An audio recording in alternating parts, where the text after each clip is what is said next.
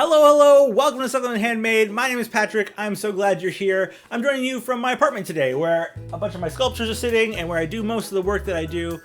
You know, when I started sculpting, I watched YouTube videos. I watched guys like Ace of Clay and other folks who were making things on the internet. And through the process of watching them, I actually learned a lot about clay, and I ended up picking it up and trying it. It's one of the reasons why I make YouTube videos like this. I want to show the process that I put into the work that I do so that other people can learn like yourself. And I hope as you watch this video, there's things that you'll be able to glean from it for your own projects. You know, I made this project on my live stream, twitch.tv/SculptingHandmade. It's where all the fun of making happens live. It's a bit chaotic at times because, you know, projects go wrong, but we have a great time. It's 11:30 a.m. Tuesday to Friday, and it's where I made Lock, Shock, and Barrel, today's project. They're from the night before Christmas. They came out really well, and we had a great time making them. So grab your clay, grab some paint, grab some armature wire, whatever you need, and let's get to the sculpt. So the first thing for this project we're gonna need is to have an armature base in order to hold up the project. We're gonna start by rolling out some armature wire and then shaping it into a shape that we can use to make a bathtub. You'll notice that I print images to scale, which actually really helps when you're trying to make the bits and pieces here. You can just line it up with the project, take your pliers, and start working towards those ends. Let's check out how this armature is made in a little time lapse.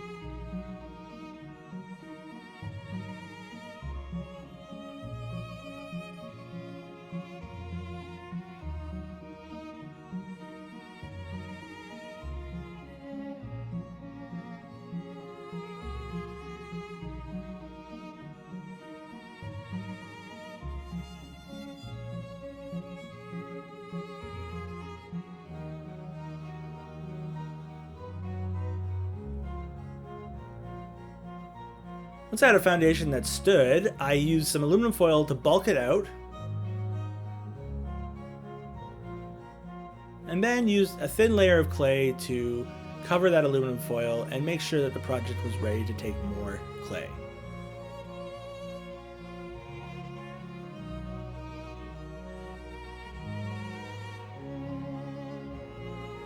At this stage, we're looking just for the basic shape, and it doesn't have to be perfect.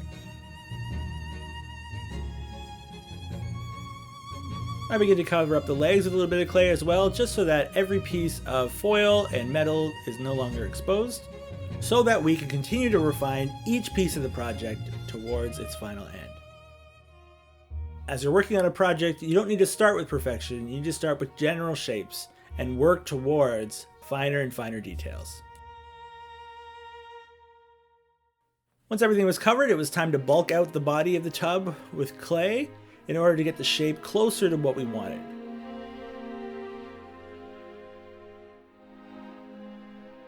With the shape coming together, it was time to add a little bit of a lip to the tub so that the characters could sit inside the tub, not on top of it. We slowly worked that clay around the edge, just making the shape more or less even all the way around.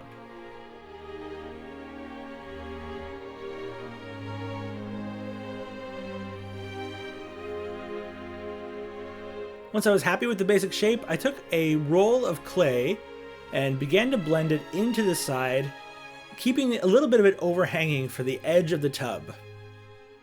So we blended on the inside and left the outside more or less unblended.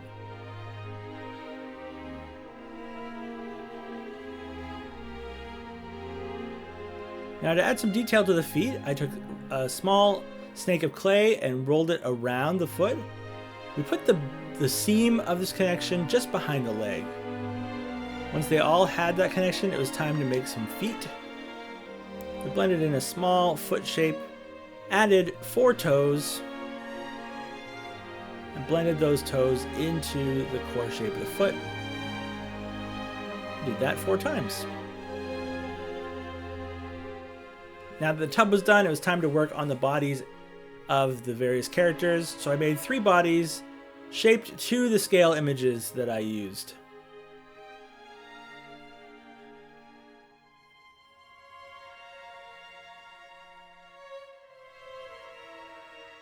Now the bodies needed limbs, so I attached small snakes of clay to make arms, and then attached smaller balls of clay to make hands. And then I used a X-Acto knife to begin to cut the fingers out from it, and then shape them with some of my tools.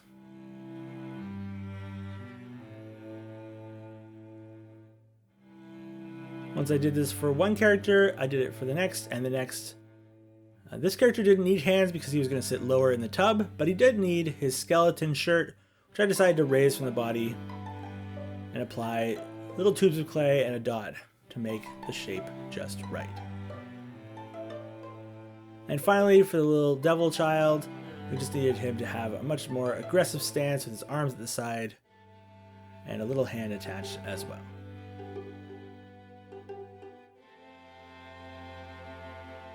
It was at this stage that I decided to bake everything and make sure that it was sitting securely to have the heads added. To make the heads, I used the scale images to help shape the basic shape of the head. For the witch character, I made a tube of clay to make the hat and decided to make one large shape because it was really going to be tall and difficult to bake properly. And so I decided to do it that way. Shaped out a triangle nose, blended it to her face, and then started to detail in the eyes.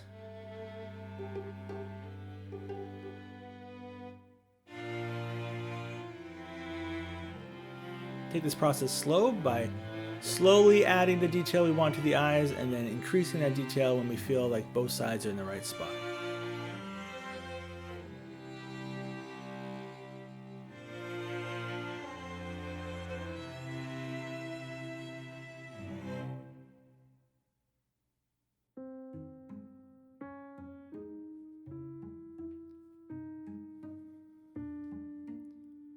And we began to separate the mask from the face, as well as to draw in the shape of the mouth.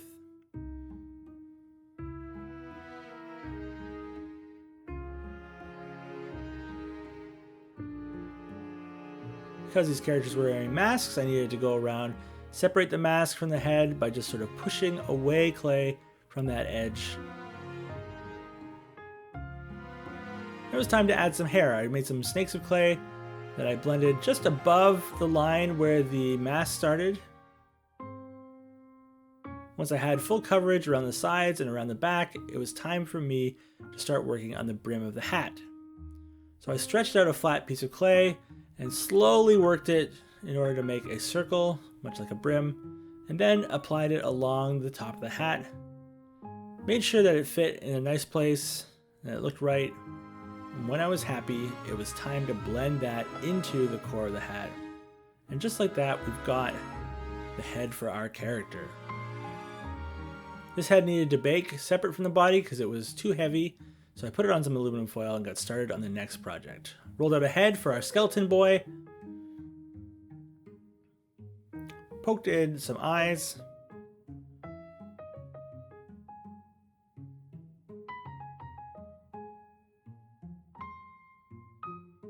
added a little bit for the nose. This character, of course, is wearing a mask, so it's not a proper nose. It blends entirely into the face. And then it was time to add the smile. So I slowly but surely marked in where I wanted the smile to go. When I was happy, I took a very fine tip. You could use a toothpick or a tool like this, and began drawing in the shapes of each tooth individually. This was mainly a process of applying small pressure where I wanted there to be these deep lines, and slowly but surely working them into each other. When all the teeth were ready, it was time to add the eyes. So I dropped in small eyeballs and then did a little bit of blending work just to make sure that they were secure and in the right spot.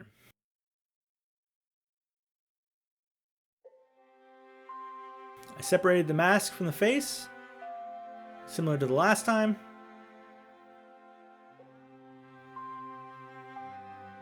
Then added a small semicircle of clay for an ear on both sides.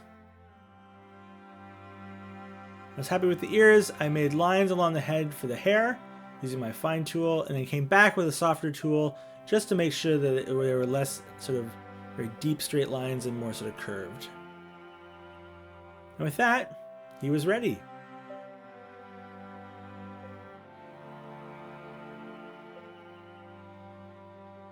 Onto our final head, I made a shape that matched my scale reference and began working on the important details such as the eyes.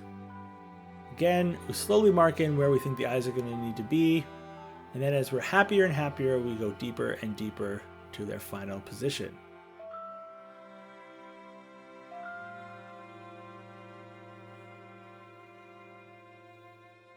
With the eyes in position, I worked on the nose that matched the scale, and then blended that into the rest of the face.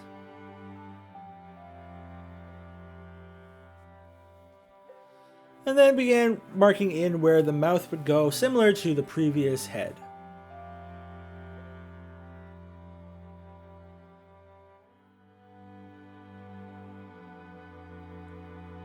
This time for the teeth, we're able to just use long straight lines that go from the top to the bottom, making triangles on either side so the teeth interlocked with each other.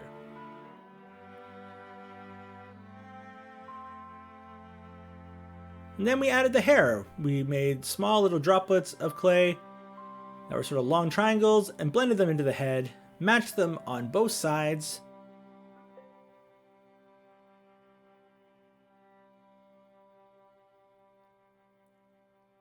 Separated the mask from the rest of the head, except here on the top we needed to add small little triangles to complete his mask going above his head over his hair. So we blended that in just gently and shaped it to the proper shape. We added semicircles for ears, much like everybody else. Put a little bit of a neck on this character because his head is a little bit more forward than the rest. And then blended the head onto the neck. And just like that, the project is almost ready to bake. We just have one more crucial detail to work on, which is the tailpipe. Use a little bit of wire to make the shape of the tailpipe, cover it with clay, and then use a tool to mark out the joints where the two pieces of pipe would connect, just to give it a little more detail. And just like that, we have a tailpipe that we bake separately, then glue on after. We primed the project and got ready to paint. We started with some gray in the deeper areas of the tub, painted the shirt red for the Devil Boy, worked on his skin tone, which is a very pale peach, added some brown hair, and colored his mask the shade of pink that our reference images had. We would come back and do details later, but we moved on to the skeleton boy with a dark gray for his shirt, a little bit of purple in there too, very white mask, green hair, and a little touch of green on his flesh tone, which is very pale. Some pink for the witch. Both her dress and her hat match in tone, so we painted them both.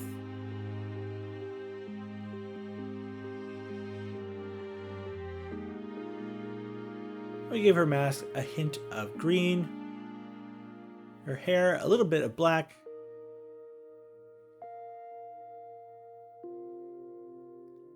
and it was time to just detail in some of the details.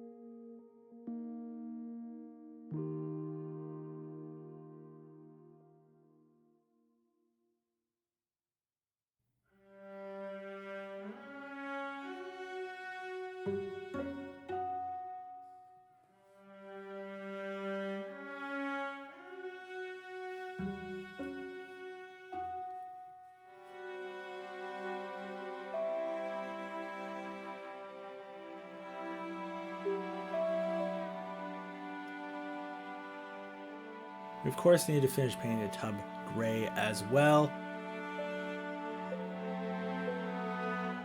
And we applied a slightly darker layer of paint around the edges of all of the masks in order to highlight them just a little bit better. You can see it there, the red mask as well as the green mask. We dotted our I's, crossed our T's, and we were basically ready for our dark wash.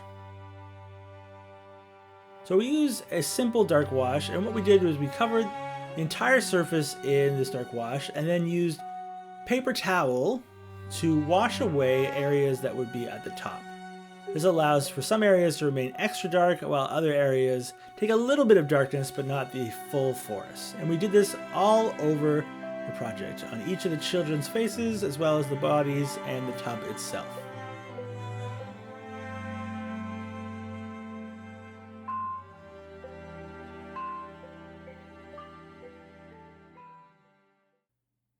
And with that, let's check out the final reveal.